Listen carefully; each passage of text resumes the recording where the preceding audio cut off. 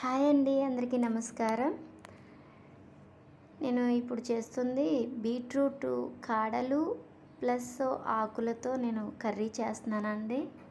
ఇందులోకి ఒక ఉల్లిపాయ, పచ్చిమిరపకాయ, టమోటాలు వేసుకొని బాగా వేగించుకొని కట్ చేసి పెట్టుకున్న బీట్రూట్ ఆకులు కూడా వేసుకోండి. మీకు నచ్చిన షేప్లో కట్ చేసుకోండి. చిన్నగా కావాలంటే చిన్నగా, పెద్ద కావాలంటే పెద్దగా.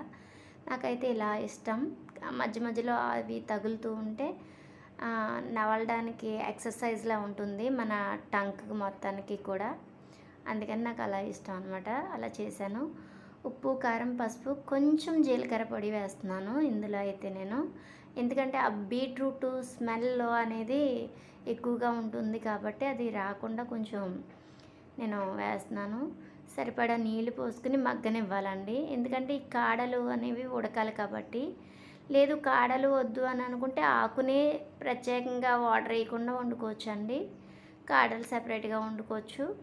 నేనైతే ఇలా రెండు కలుపుకొని వండుకున్నాను.